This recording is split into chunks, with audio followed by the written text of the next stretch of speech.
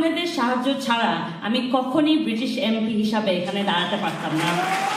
আমি সবাইকে বলি যে তোমরা যদি আমার কনস্টিটিউয়েন্সিতে অনেক কমিউনিটি আছে, Jewish community, Hindu community, Buddhist community, খ্রিস্টান, সব কমিউনিটি আছে।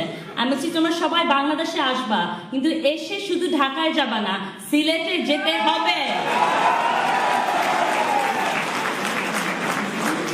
ইনশাল্লাহ আমি যদি ডিসেম্বরে বাংলাদেশে যাই, প্রথমে যাব সিলেটে, তারপরে যাব ঢাকায়।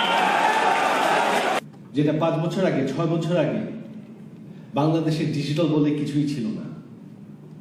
সেই এক গ্রামের মানুষ যদি তার কোনো সরকারি সেবা পেতে হতো, তার অর্ধেক দিন হেঁটে গিয়ে মফস্বলে গিয়ে সরকারি অফিসে ঘন্টার পর ঘন্টা দাঁড়িয়ে থেকে একটি ফর্ম নিয়ে আবার গ্রামে ফিরে গিয়ে 2 দিন পর, 2 সপ্তাহ পর, 3 মাস পর আবার ফিরে আসতে হতো, বারবার আসতে হতো সেই সরকারি অফিসে সেই সামান্য একটি কাজ করতে। আজকে তার কিন্তু আর কোথাও যেতে হয় না।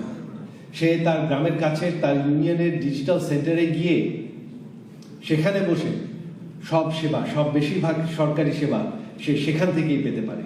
যখন 1975 সালের 15ই আগস্টে জাতির জনক বঙ্গবন্ধু শেখ মুজিবুর রহমানকে সপরিবারে হত্যা করার পর আমাদের আওয়ামী পরিবার যখন দিশেহারা, তখন 1981 সালের 17ই মে এই বিশাল সংগঠন বাংলাদেশ সোনার বাংলার উপকার, দুঃখ দারিদ্র্যপুষ্ট বাংলাদেশকে সোনার বাংলায় রূপান্তর করার অবিরাম সংগ্রামে আপনি এখন নিয়োজিত।